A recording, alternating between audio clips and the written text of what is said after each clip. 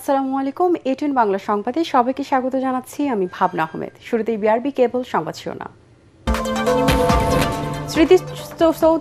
স্মৃতিসৌধে বীর শহীদদের প্রতি নতুন রাষ্ট্রপতি শ্রদ্ধা, মুক্তিযুদ্ধের চেতনা, সংবিধান ও শহীদদের আত্মত্যাগ সমুন্নত রাখার প্রত্যয়, ঠাকুরগাঁও 1 আসন শূন্য ঘোষণা। দুদেশের স্বার্থ নিয়ে ঐকমত্য তৈরি হলে আগামী সপ্তাহে হতে পারে প্রধানমন্ত্রীর ভারত সফর, পররাষ্ট্র প্রতিমন্ত্রী। স্মৃতিসৌধে নতুন মন্ত্রিসভার সদস্যদের শ্রদ্ধা। কলকাতায় আগুনে নিহত একজনের মরদেহ পৌঁছেছে সাতক্ষীরায়। 5 জনের লাশ দেশে আনা হচ্ছে বেনাপোল সীমান্ত দিয়ে। একজনের শেষকৃত্য সম্পন্ন পশ্চিমবঙ্গে। রাতের আধারে সরকারি বিদ্যুতের পোল থেকে চার্জ নিচ্ছে হাজার হাজার ব্যাটারি চালিত রিকশা। বছরে ক্ষতি কয়েক হাজার কোটি টাকা।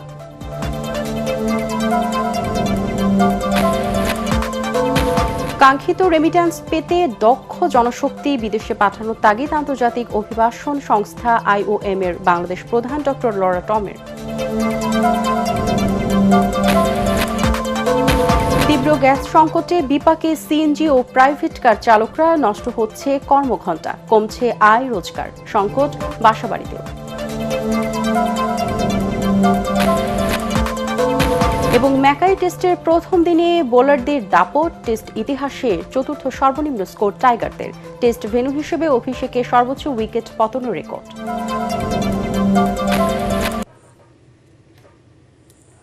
শুনছিলেন বিআরবি কেবল সংবাদ শিরোনাম, এবারে বিস্তারিত। জাতীয় স্মৃতিসৌধে ফুল দিয়ে মহান মুক্তিযুদ্ধের বীর শহীদদের প্রতি জানিয়েছেন নতুন রাষ্ট্রপতি মির্জা ফখরুল ইসলাম আলমগীর। সাভারে জাতীয় স্মৃতিসৌধে পুষ্পস্তবক অর্পণ করে কিছুক্ষণ নীরবে দাঁড়িয়ে থাকেন রাষ্ট্রপতি। এ সময় সশস্ত্র বাহিনীর একটি চৌকস দল গার্ড অফ অনার প্রদান করে। পরিদর্শন বইয়ে নবনির্বাচিত রাষ্ট্রপতি মির্জা ফখরুল ইসলাম আলমগীর আশা প্রকাশ করে লেখেন, মুক্তিযুদ্ধের চেতনা, সংবিধান, আদর্শ এবং বীর শহীদদের আত্মত্যাগ সমুন্নত রেখে এগিয়ে যাবে বাংলাদেশ। তার আশা, শান্তিপূর্ণ, গণতান্ত্রিক, ন্যায়ভিত্তিক, সমৃদ্ধ বাংলাদেশ গড়ে তুলতে সবাই যার যার অবস্থান থেকে ঐক্যবদ্ধভাবে কাজ করবে। রিপোর্ট করছেন মইনুল হাসান। শপথ গ্রহণের মাধ্যমে দায়িত্ব নেয়ার পরদিনই 1971 সালের মহান মুক্তিযুদ্ধের বীর শহীদদের প্রতি শ্রদ্ধা জানাতে সাভার জাতীয় স্মৃতিসৌধে আসেন নবনির্বাচিত রাষ্ট্রপতি মির্জা ফখরুল ইসলাম আলমগীর। 3 বাহিনীর প্রধান, মুক্তিযুদ্ধ বিষয়ক প্রতিমন্ত্রী সহ ঊর্ধ্বতন সামরিক, বেসামরিক কর্মকর্তারা স্মৃতিসৌধে রাষ্ট্রপতিকে স্বাগত জানান। 3 বাহিনীর একটি সুসজ্জিত দল রাষ্ট্রপতিকে গার্ড অফ অনার প্রদান করে। পরে ফুল দিয়ে মহান মুক্তিযুদ্ধের বীর শহীদদের প্রতি শ্রদ্ধা জানান রাষ্ট্রপতি মির্জা ফখরুল ইসলাম আলমগীর। কিছুক্ষণ নীরবে দাঁড়িয়ে থেকে বীর শহীদদের আত্মত্যাগকে স্মরণ করেন তিনি।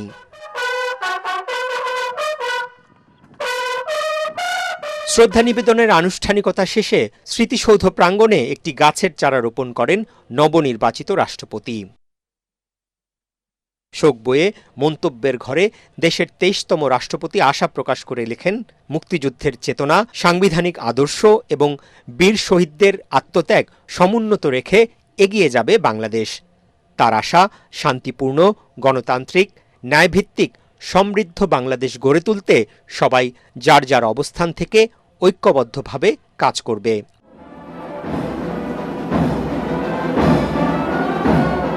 গত 20 আগস্ট সংসদ সদস্যদের ভোটে রাষ্ট্রপতি পদে বিজয়ী হন মির্জা ফখরুল ইসলাম আলমগীর। শুক্রবার বঙ্গভবনের দরবার হলে আড়ম্বর অনুষ্ঠানের মাধ্যমে দেশের 23তম রাষ্ট্রপতি হিসেবে শপথ গ্রহণ করেন বিএনপির সাবেক মহাসচিব, বর্ণাঢ্য সংগ্রামী রাজনৈতিক জীবনের অধিকারী মির্জা ফখরুল ইসলাম আলমগীর। আমি আইন অনুযায়ী বাংলাদেশের রাষ্ট্রপতি পদের কর্তব্য বিশ্বস্ততার সহিত পালন করিব। মইনুল হাসান, এটিএন বাংলা, ঢাকা। রাষ্ট্রপতি হিসেবে দায়িত্ব নেওয়ায় ত্রয়োদশ জাতীয় সংসদের ঠাকুরগাঁও ১ আসন থেকে নির্বাচিত সংসদ সদস্য মির্জা ফখরুল ইসলাম আলমগীরের আসনটি শূন্য ঘোষণা করা হয়েছে। জাতীয় সংসদ সচিবালয়ের লেজিসলেটিভ সাপোর্ট উইংয়ের আইন প্রণয়ন শাখার এক প্রজ্ঞাপনে বলা হয়েছে, ঠাকুরগাঁও ১ থেকে নির্বাচিত ত্রয়োদশ জাতীয় সংসদের সদস্য মির্জা ফখরুল ইসলাম আলমগীর ২১ আগস্ট বাংলাদেশের রাষ্ট্রপতির কার্যভার গ্রহণ করেছেন। ফলে সংবিধানের ৫০-এর ৪ অনুচ্ছেদ অনুযায়ী রাষ্ট্রপতির দায়িত্ব গ্রহণের তারিখ থেকে আসনটি শূন্য হয়েছে। এছাড়া শূন্য হওয়া আসনে উপনির্বাচন আয়োজনে প্রয়োজনীয় ব্যবস্থা নিতে নির্বাচন কমিশনের প্রতি আহ্বান জানানো হয়। সাভারে জাতীয় স্মৃতিসৌধে ৭১-এর মহান মুক্তিযুদ্ধে বীর শহীদদের প্রতি শ্রদ্ধা জানিয়েছেন দায়িত্ব পাওয়া মন্ত্রিসভার নতুন ৫ সদস্য। শনিবার স্মৃতিসৌধে পুষ্পস্তবক অর্পণের পর তারা শহীদদের স্মৃতির প্রতি শ্রদ্ধা জানিয়ে কিছুক্ষণ নীরবতা পালন করেন। শ্রদ্ধা নিবেদন শেষে নতুন মন্ত্রীরা জানান জনবান্ধব প্রশাসন এবং জনসেবা নিশ্চিতে যেসব চ্যালেঞ্জ রয়েছে তা দ্রুত দূর করা হবে। সর্বোচ্চ নিষ্ঠা, স্বচ্ছতা এবং পেশাদারিত্বের সাথে দায়িত্ব পালনের প্রতিশ্রুতিও দেন তারা। এ সময় দুদেশের স্বার্থের ভিত্তিতে দিল্লির সাথে ঐক্যমত তৈরি হলে আগামী সপ্তাহেও প্রধানমন্ত্রী তারেক রহমানের ভারত সফর হতে পারে বলে জানান নতুন পররাষ্ট্র প্রতিমন্ত্রী হুমায়ুন কবির। দুপুরে শেরেবাংলা নগরে শহীদ রাষ্ট্রপতি ও বিএনপির প্রতিষ্ঠাতা জিয়াউর রহমান এবং সাবেক প্রধানমন্ত্রী বেগম খালেদা জিয়ার সমাধিতে শ্রদ্ধা জানাবেন নবনিযুক্ত মন্ত্রী ও প্রতিমন্ত্রীরা। যখন এই দেশে স্বাধীনতার যুদ্ধের উপযুক্ত সময় উপনীত হয়েছিল, যখন এদেশে যে রাজনৈতিক একটি দল যারা নিজেদের স্বাধীনতার পক্ষের শক্তি বলে দাবি করে, তারা যখন তাদের দায়িত্ব পালনে ব্যর্থ হয়েছিল, সেই সময় তিনি শহীদ প্রেসিডেন্ট জিয়াউর রহমান কালুরঘাট বেতার কেন্দ্র থেকে স্বাধীনতার ঘোষণা দিয়েছিলেন। ইন্ডিয়া থেকেও আসছে, আপনারা দেখছেন যে দে অ্যাকনলেজ দ্যাট দি সেন্টিমেন্ট বাংলাদেশের মানুষের এই পলাতক সন্ত্রাসী শেখ হাসিনার এই প্রেস কনফারেন্সের মাধ্যমে মানুষের সেন্টিমেন্ট হার্ট করেছে 5th August and they note that, they noted that. It's a good start. এখন দেখি বাকি আলোচনা একটু প্রোগ্রেস হোক এবং আলোচনার ভিত্তিতে আমাদের ন্যাশনাল ইন্টারেস্টের ভিত্তিতে আমরা অবশ্যই যাব যখন দ্য টাইম ইজ রাইট। রাতের আধারে সরকারি বিদ্যুতের পোল থেকে তার নামিয়ে চার্জ দেওয়া হচ্ছে হাজার হাজার ব্যাটারি চালিত রিকশা। রাজধানী তেজগাঁও শিল্পাঞ্চলের সড়ক ফুটপাত দখল করে গড়ে উঠেছে এসব অবৈধ চার্জিং স্টেশন। এমন বিদ্যুৎ চুরির ঘটনা ঘটছে সারা দেশে। এটিএন বাংলার অনুসন্ধানে বেরিয়ে আসে এরকম বেশ কিছু চিত্র। এতে করে বছরের সরকারের ক্ষতি হচ্ছে কয়েক হাজার কোটি টাকা। সাধারণ মানুষের জীবনযাত্রার সাথে ক্ষতিগ্রস্ত হচ্ছে দেশের অর্থনীতিও। কোনো এক অজানা কারণে বন্ধ হচ্ছে না বিদ্যুৎ চুরির এসব কাণ্ড। জহিরুল আলম রঞ্জুর ক্যামেরায় বিস্তারিত জামিল হাসান শান্তর রিপোর্ট। প্রচণ্ড গরমে শহরে বারবার হচ্ছে লোডশেডিং, গ্রামের পর গ্রাম অন্ধকার। চরমভাবে ব্যাহত হচ্ছে শিল্প কলকারখানার উৎপাদন। তবে এই তীব্র সংকটের মাঝেও রাত 12টা বাজলেই এক অদ্ভুত কাণ্ড ঘটে দেশের বিদ্যুৎ গ্রিডে। যেখানে মধ্যরাতে স্বাভাবিকভাবেই বিদ্যুৎ ব্যবহার কমার কথা 1 থেকে 1,500 মেগাওয়াট, সেখানে গ্রিডের উপর হঠাৎ তৈরি হয় এক বিশাল অদৃশ্য চাপ। কোথায় যাচ্ছে এই বিপুল পরিমাণ বিদ্যুৎ?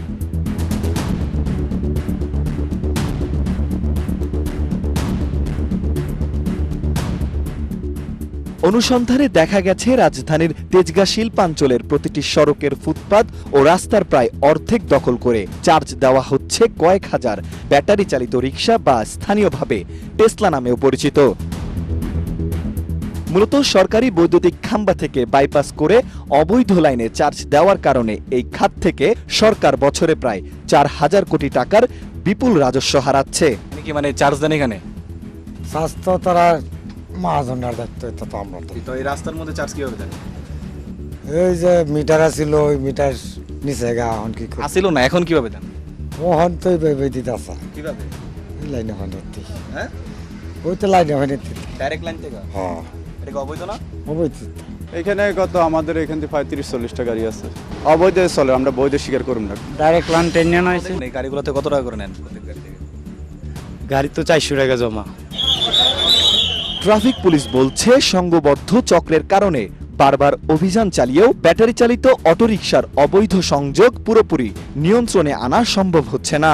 তো যারা এটা করেন লোভের বশবর্তী হয়ে করেন, এটা বৈধ না, অবৈধ কাজ সবসময় নিষিদ্ধ। এখন এখানে আপনি দেখছেন যে পুরো শিল্পাঞ্চল এরিয়াতেই হিউজ পরিমাণে এই গাড়ি এখানে চার্জিং হয়।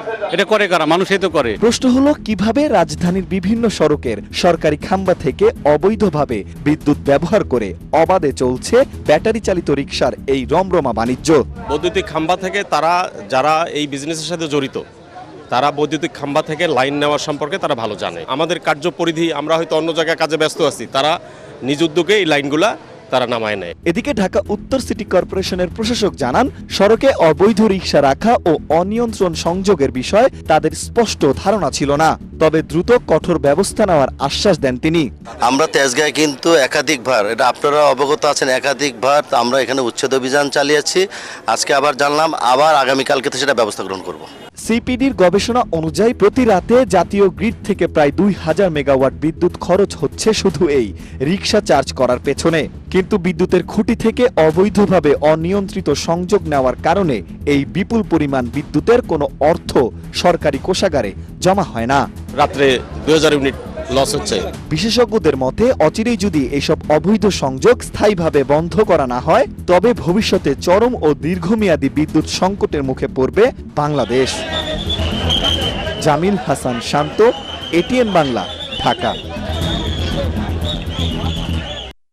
কাঙ্ক্ষিত রেমিট্যান্স পেতে দক্ষ জনশক্তি বিদেশে পাঠানোর তাগিদ দিয়েছেন আন্তর্জাতিক অভিবাসন সংস্থা IOM এর বাংলাদেশের chief of mission doctor Laura টমবন্দ।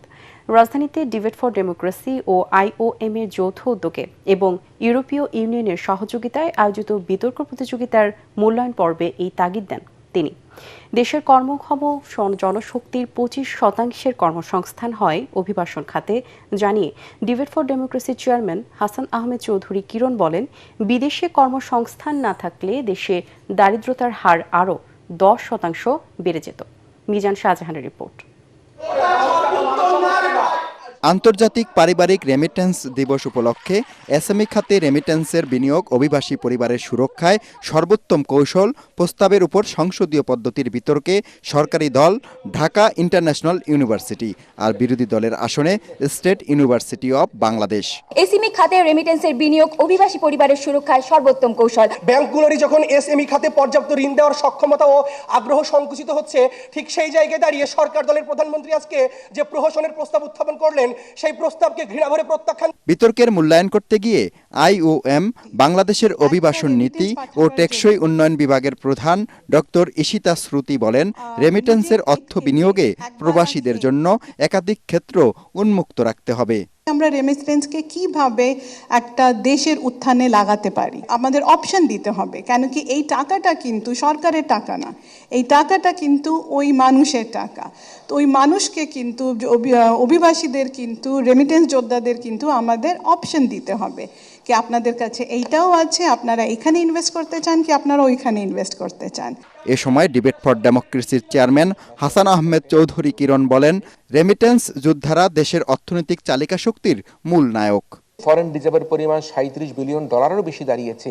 তার একমাত্র যে অবদান সেটা হচ্ছে আমাদের রেমিটেন্স যোদ্ধারা, যারা পৃথিবীর বিভিন্ন দেশে শ্রমে ঘামে অবস্থান করে তারা বাংলাদেশের জন্য তাদের অর্থ প্রেরণ করছে। আমাদের যে ঋণের দায় দেনা, আমাদের আমদানি ব্যয় মেটানো, ডলার সংকট, সবকিছু কিন্তু আমরা মেটানোর একটা উপযুক্ত যে খাত, উপযুক্ত যে উপার্জন, সেটা হচ্ছে আমাদের রেমিটেন্সের আয় থেকে আমরা করে থাকি। বাংলাদেশের কর্মসংস্থানের 25% বেশি কর্মসংস্থান হয়ে থাকে বৈদেশিক কর্মসংস্থানের মাধ্যমে, এবং এই বৈদেশিক কর্মসংস্থান যদি না থাকতো তাহলে বাংলাদেশের দারিদ্রতার হার আরো 10% বেশি যাবার কিন্তু সংখ্যা রয়েছে। আমরা কর্মী প্রেরণ করি, ম্যাক্সিমাম কর্মী কিন্তু অদক্ষ কর্মী প্রেরণ করে থাকি। আমরা বৈশ্বিক চাহিদা অনুযায়ী যদি কর্মী প্রেরণ করতে পারি, দক্ষ কর্মী, অতি দক্ষ কর্মী, প্রফেশনালস বেশি করে প্রেরণ করতে পারি, আমরা কিন্তু আমাদের প্রবাসী আয়কে বাড়াতে পারবো। IOM এর chief of mission doctor Laura টমবন্দে জানান, অভিবাসীদের জন্য আরও বেশি সুশৃঙ্খল ও বৈধ পথ তৈরিতে কাজ করছে IOM। বলেন, অভিবাসীদের জন্য শুধু আইন জানাই গুরুত্বপূর্ণ নয়, বরং কিভাবে এসব সুশৃঙ্খল পথ ব্যবহার করতে হয় তা জানাও জরুরি। Bangladesh is one of the leaders at the global level and some of the inspiration behind the Global Compact for Migration. So I not only come to this country with the team who is already here and with team who come with me, who can support the government, but also we learn from the government ourselves of their ideas and their inputs into this past development of the Global Compact for Migration. সংসদ নেতা কর্তৃক উত্থাপিত প্রস্তাবটি গৃহীত হয়, বিতর্কে বিজয়ী হয় সরকারি দল Dhaka international university. Mizan Shahjahan, ATN Bangla, Dhaka. টাঙ্গাইলে তীব্র গ্যাস সংকটে বিপাকে সিএনজি ও প্রাইভেট কার চালকরা। ঢাকা টাঙ্গাইল মহাসড়কের আশিকপুর বাইপাসের ফিলিং স্টেশনগুলোতে কমছে গ্যাসের চাপ। ঘন্টার পর ঘন্টা লাইনে দাঁড়িয়েও মিলছে না প্রয়োজনীয় গ্যাস। এতে নষ্ট হচ্ছে কর্মঘণ্টা, কমছে আয় রোজগার। সংকটের প্রভাব পড়ছে বাসাবাড়িতেও। টাঙ্গাইল থেকে নাসির উদ্দিনের রিপোর্ট, জানাচ্ছেন মাসুদ রানা। একদিকে গ্যাসের জন্য দীর্ঘ সারি, অন্যদিকে কেটে যাচ্ছে কর্মঘণ্টা।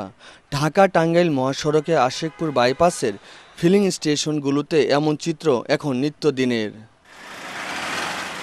স্বাভাবিকের তুলনায় গ্যাসের চাপ অর্ধেকেরও কম, ফলে প্রয়োজনে গ্যাস পেতে ঘন্টার পর ঘন্টা অপেক্ষা করতে হচ্ছে চালকদের। 4 ঘন্টার গাড়ি ঠেইলা পাম্পের নজলের গোড়ায় এখনো যাইতে পারতাছি না। প্রেশার নাই কে 4 ঘন্টা পরে আর আমরা গাড়ি চালাবো না, আমরা গ্যাস নিমু। 220 এর গ্যাস প্রেসারের দরকার আঙ্গুর, আমরা পাইতাছি মাত্র 100 প্রেসার। গ্যাস সংকটের সরাসরি প্রভাব পড়ছে চালকদের আয়ে। দৈনিক কর্মঘণ্টার বড় অংশ চলে যাচ্ছে ফিলিং স্টেশনের লাইনে, ফলে নির্ধারিত জমা তুলতে হিমশিম খেতে হচ্ছে অনেককেই। শুধু পরিবহন খাতে নয়, সংকটে আঁচ পড়েছে আবাসিক গ্রাহকদের উপরও। কম চাপের কারণে অনেকে বাসাবাড়িতে জ্বলছে না চুলা। দীর্ঘস্থায়ী এই সংকটে জনমনে বাড়ছে ক্ষোভ। পরিপূর্ণ প্রেসার পাই না, পাই আপনার 110 টাকা 20 টাকার গ্যাস পাই। মালিকের দিমু কখন, আমরা নিমু কখন? কামাই করে আরতাইছি না। এই আইলাম 2000 টাকার তেল পুরে, আইসা টাঙ্গাইলে সিরিয়াল লাগাইলাম, এখনো 3 ঘন্টা গ্যাস নিতে লাগলো। সংশ্লিষ্টরা বলছেন, সরবরাহ পরিস্থিতি উন্নতি না হলে যে কোনো সময় বন্ধ হয়ে যেতে পারে ফিলিং স্টেশন। এরই মধ্যে কয়েকটি পাম্পে গ্যাস নেওয়াকে কেন্দ্র করে অপ্রীতিকর ঘটনাও ঘটেছে। আশেপাশে সব জেলায় আপনার সংকট থাকার কারণে আমাদের টাঙ্গাইল সদরে প্রচুর পরিমাণ চাপ পড়ছে। ভীষণ একটা চাপের মধ্যে আমরা আছি। সরকারের দাবি যেন আমাদের লাইনের গ্যাস আমরা স্বয়ংসম্পূর্ণ পাই। দীর্ঘ লাইন, সীমিত সরবরাহ আর অনিশ্চিত কর্মঘণ্টা সব মিলে গ্যাস সংকট এখন চালকদের জন্য শুধু ভোগান্তি নয়, জীবিকার সংকটেরও সৃষ্টি করেছে। সরকারকে দ্রুত সরবরাহ স্বাভাবিক করে জনদুর্ভোগ নিরসনের দাবি সংশ্লিষ্টদের। Bureau report, ATN Bangla. এবার বাংলাদেশ অস্ট্রেলিয়া টেস্ট সিরিজের খবর। ম্যাকাই টেস্টে বাঁহাতি পেসারদের দাপট। মিচেল স্টার্কের 6 উইকেটের জবাবে শরীফুল ইসলামও স্বীকার করেন 6 উইকেট। এতে ভেন্যুর অভিষেকে সর্বোচ্চ 18 উইকেট পতন রেকর্ডের শীর্ষে এখন ম্যাকাই। টস হেরে ব্যাটিংয়ে নেমে চতুর্থ সর্বনিম্ন 64 রানে গুটিয়ে যায় বাংলাদেশ। পরে দারুণ বোলিংয়ে অস্ট্রেলিয়াকে চেপে ধরে টাইগাররা। 165 রান তুলতেই হারায় তারা 8 উইকেট। বিস্তারিত জানাচ্ছেন রায়হান রাসেল।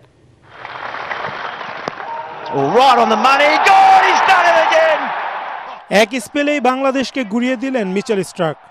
ইনিংসের প্রথম বলেই ফেরান সাদমান ইসলামকে। চরম ব্যর্থ বাকি ব্যাটসম্যানরা। মিচেল স্টার্কের 6 উইকেটের 5 উইকেটই তুলে নেন মাত্র 22 বলে। অধিনায়ক প্যাট কামিন্সের শিকার 3টি। এতে 34 ওভার ব্যাট করে মাত্র 64 রানেই শেষ বাংলাদেশের প্রথম ইনিংস। টেস্ট ইতিহাসে নিজেদের চতুর্থ সর্বনিম্ন স্কোর। শেষ উইকেটে তাইজুল ইসলামের সঙ্গে শরীফুল ইসলামের 25 রানের প্রতিরোধ না হলে নিজেদের সর্বনিম্ন 43 রানের রেকর্ড হয়ে যেতে পারত। 11 নম্বরে নামা শরীফুলের 14 রানই ইনিংসের সর্বোচ্চ। ব্যাট হাতে অবদান রাখার পর বল হাতেও জ্বলে ওঠেন শরীফুল। ইনজুরি কাটিয়ে ফেরা এই বাঁহাতি পেসার তুলে নেন ক্যারিয়ারের প্রথম 5 উইকেট। স্টার্কের বিপরীত প্রান্ত থেকে যেন আয়নার প্রতিচ্ছবি। বাঁহাতি শরীফুলের তোপে অস্ট্রেলিয়াও পড়ে বিপদে। দুই দলের দুই বাঁহাতি পেসারের এই লড়াইয়ে ম্যাকাই টেস্টে প্রথম দিনেই পড়েছে 18 উইকেট। ভেন্যুর অভিষেক টেস্টে সর্বোচ্চ উইকেট পতনের রেকর্ড গড়ে ফেলল ম্যাকাইয়ের গ্রেট ব্যারিয়ার রিফ এরিনা। প্রথম দিনে উইকেট পতনের তৃতীয় স্থানে এখন ম্যাকাই। সকালে যে উইকেটে স্টার্কের সামনে খেই হারিয়েছিল বাংলাদেশ, দিনের বাকি সময়টায় শরীফুলের তোপে সেই একই পিচে ভুগতে হলো অস্ট্রেলিয়াকে। প্রথম দিন শেষে স্বাগতিকদের সংগ্রহ 8 উইকেটে 165, তাতে লিড 101 রানের। রায়হান রাসেল, এটিএন বাংলা। রাজধানী ফরচুন শপিং মলে দিনে দুপুরে এক ব্যবসায়ীর পকেটে জোরপূর্বক ইয়াবা ঢুকিয়ে দেওয়ার অভিযোগ উঠেছে। স্বজনদের অভিযোগ, পুলিশের সামনে এমন ঘটনা ঘটলেও ব্যবস্থা নেয়নি তারা। পরিবারের অভিযোগ, এই ঘটনার সাথে খোদ পুলিশের কেউ জড়িত আছেন।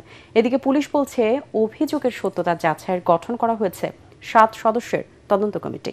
পুলিশের কারো সম্পৃক্ততা পাওয়া গেলে ব্যবস্থা নেওয়া হবে বলে জানিয়েছেন ডিসি রমনা শেখ জাহিদুল ইসলাম। মনির হোসেন তপু রিপোর্ট। রাজধানীর ফরচুন শপিং মলের সামনে শুক্রবার বেলা 12টার দিকের সিসিটিভির ফুটেজে দেখা যায় কয়েকজন ব্যক্তি ইসমাইল প্রধানিয়া নামের এক ব্যবসায়ীকে টেনে হিসড়ে নিয়ে যাওয়ার চেষ্টা করছে। বাধা দিচ্ছেন তার 12 বছরের মেয়ে ইন্তিশা। মেয়ের চিৎকারে ছুটে আসেন আশপাশের মানুষ। কিছুক্ষণের মধ্যেই ঘটনাস্থলে আসে পুলিশ, ধরে নিয়ে যায় ইসমাইল প্রধানিয়াকে।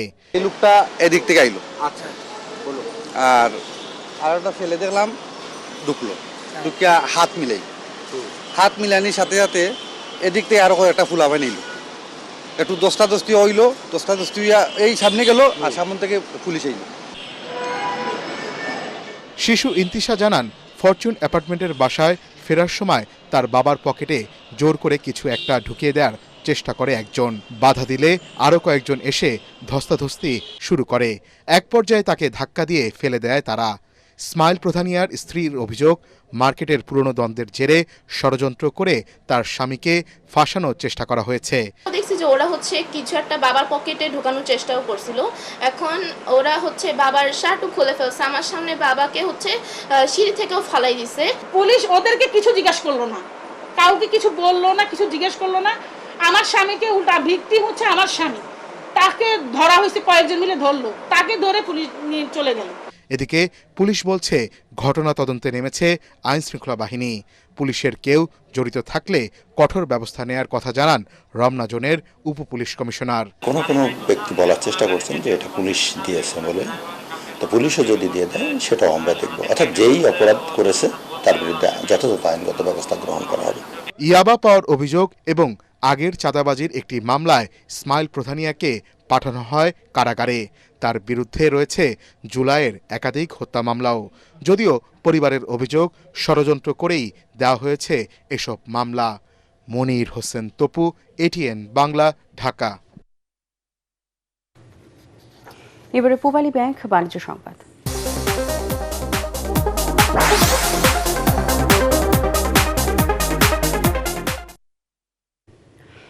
একদিনে 1 লাখ গাছ লাগানোর উদ্যোগ নিয়েছে Akij food and beverage limited. রাজধানীর উত্তরায় কর্মসূচির উদ্বোধন করেন ঢাকা উত্তর সিটি কর্পোরেশনের প্রশাসক শফিকুল ইসলাম মিল্টন। এ সময় ক্লিন ও গ্রিন ঢাকা গড়তে নাগরিকদের এগিয়ে আসার আহ্বান জানান তিনি। সবার যৌথ প্রচেষ্টায় শুধু ঢাকা উত্তর সিটি কর্পোরেশন নয়, পুরো দেশকে সবুজ ও পরিচ্ছন্ন করা সম্ভব বলেও জানান উত্তরের প্রশাসক।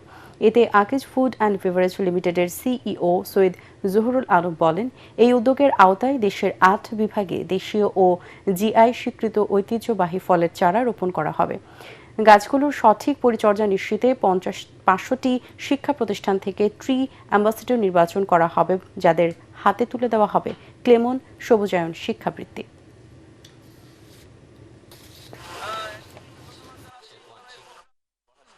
গাছ আসলে আমাদের বিনামূল্যে বাতাস দেয়, অক্সিজেনের ফ্যাক্টরি। আমি যদি ভালো থাকতে চাই তাহলে আমাকে আসলে গাছ লাগাইতে হবে, ভালো গাছ লাগাইতে হবে, কোনো অপশন নাই আর। সো এই গাছ লাগানোটাকে আসলে একদিনের একটা কর্মসূচির মধ্যে না যেয়ে আমি মনে করি এটা আমাদের অভ্যাসের মধ্যে নিয়ে নেওয়া উচিত। এই যে মহৎ একটা উদ্যোগ, এই উদ্যোগ যদি অন্য কেউ এইভাবে গ্রহণ করে, আমি মনে করি ঢাকা সহ সারা বাংলাদেশ সবুজায়ন করতে যে দীর্ঘমেয়াদী যে পরিকল্পনা আছে, সেই পরিকল্পনাগুলো আমরা বাস্তবায়ন করতে পারবো। এবারে আন্তর্জাতিক সংবাদ।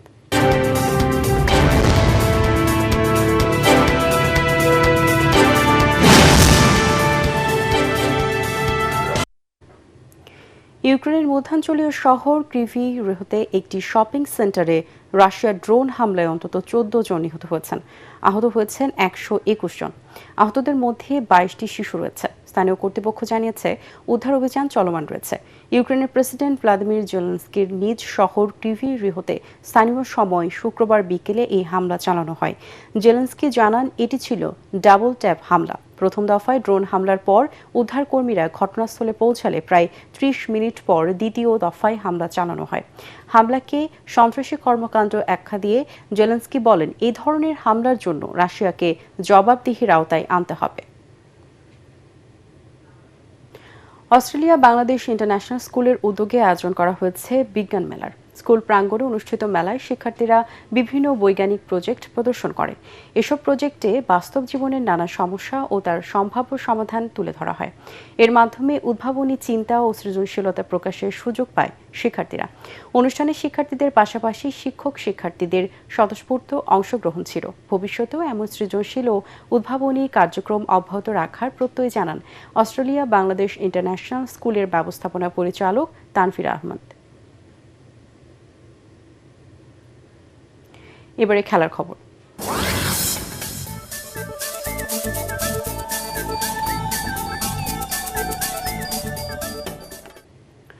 2026 বিশ্বকাপ ফাইনালের অনাকাঙ্ক্ষিত ঘটনার জেরে আর্জেন্টিনা ফুটবল দলকে কঠোর শাস্তি দিয়েছে ফিফা। ফাইনালে হারের পর স্পেনের ফুটবলারদের মারধর করে 10 ম্যাচের জন্য নিষিদ্ধ হয়েছে মিডফিল্ডার লিয়ান্দ্রো পারেদেস এবং নাহুয়েল মোলিনাকে 7 ম্যাচে নিষিদ্ধ করা হয়েছে। আর থিয়াগো আলমাদা 1 ও সহকারী কোচ রবার্তো আয়লা 3 ম্যাচে নিষেধাজ্ঞা পেয়েছেন। এছাড়া তাদেরকে বিভিন্ন অঙ্কের অর্থদণ্ডও দেওয়া হয়েছে। এদিকে রাজনৈতিক ব্যানার প্রদর্শন ও সমর্থকদের বর্ণবাদী আচরণের কারণে আর্জেন্টিনা ফুটবল অ্যাসোসিয়েশনকে $3,21,000 জরিমানা এবং পরবর্তী হোম ম্যাচে 50% দর্শক প্রবেশে নিষেধাজ্ঞা দেওয়া হয়েছে। তবে এই শাস্তির বিরুদ্ধে আপিল করার সিদ্ধান্ত নিয়েছে আর্জেন্টাইন ফুটবল সংস্থা।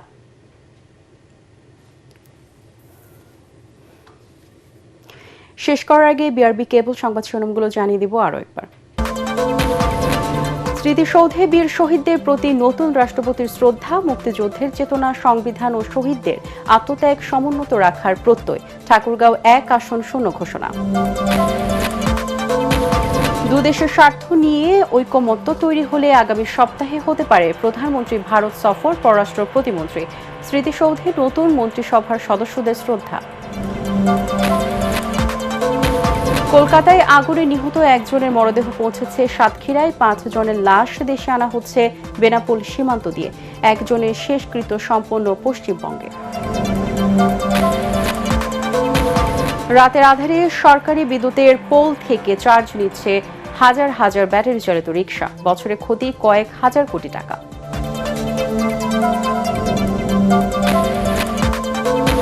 কাঙ্ক্ষিত রেমিট্যান্স পেতে দক্ষ জনশক্তি বিদেশে পাঠানোর তাগিদ আন্তর্জাতিক অভিবাসন সংস্থা IOM এর। বাংলাদেশ প্রধান ডক্টর লরা টমের।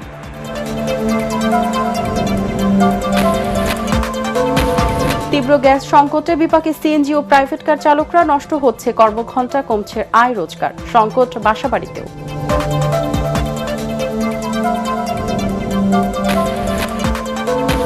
এবং ম্যাকাই টেস্টের প্রথম দিনে বোলারদের দাপট। টেস্ট ইতিহাসে 4র্থ সর্বনিম্ন স্কোর টাইগারদের। টেস্ট ভেন্যু হিসেবে অভিষেকে সর্বোচ্চ উইকেট পতনের রেকর্ড। পরবর্তী সংবাদ দেখার আমন্ত্রণ জানিয়ে এখনকার মতো শেষ করছি ATN বাংলা সংবাদ। ইউটিউবে দেখতে ব্রাউজ করুন youtube/ATN বাংলা নিউজ। ধন্যবাদ সবাইকে।